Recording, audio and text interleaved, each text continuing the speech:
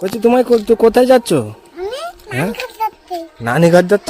Hello বন্ধুরা, আজকে যাচ্ছি আমরা ঘুরতে, আমি, আমার বেটি এবং আমার স্ত্রী। তো যে রাস্তায় দেখাবো কোথায় কোথায় ঘুরতে বেড়াচ্ছি। তো বন্ধুরা অবশ্যই চ্যানেলটাকে সাবস্ক্রাইব করো। তোমরা সবাই ভিডিও দেখছো কিন্তু সাবস্ক্রাইব করছো না, এতে খুব খারাপ লাগে। ভিডিও বানাচ্ছি এত কষ্ট করে। এই গাড়িতে আমার বেটি বসে আছে, মানে দেখতে পাচ্ছ। এখন বেরিয়েছি, কত সময় লাগবে কোনো ঠিক নেই, অনেক দূর যেতে হবে। বন্ধুরা আমরা আগে যেয়ে দেখাবো কত দূরে, যে কতক্ষণ ভিডিওতে বলতে পারি দেখি। তোমায় কোথায় যাচ্ছ? হ্যাঁ, নানি ঘর যাচ্ছ? ঘুরতে যাচ্ছি। তোমরা না ঘুরতে তো? হ্যাঁ, হাই বলতাম, সবাই হাই। আমাদের বাইক গাড়ি চালু হয়ে গেছে, এবারে আমরা বেরিয়েছি ঘুরতে। দেখতে পাচ্ছি আমার বেটি সামনে বসে আছে।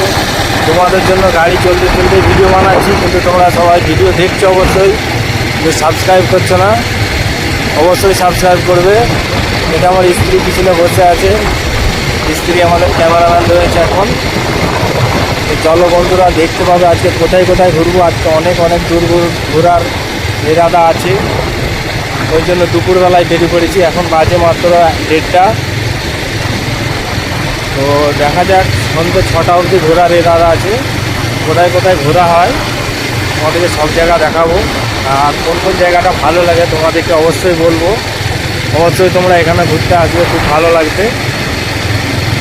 তো সাথে থাকো, চ্যানেলকে সাবস্ক্রাইব করে থাকো। দেখো আমরা এসেছি দিঘুড়িঘাটে ব্রিজে ঘুরতে, নৌকোয় করে মাছ ধরছে ওখানে, দেখতে পাচ্ছ। যে দিঘুড়িঘাটের নদী, এটা কি ভাসছে রে?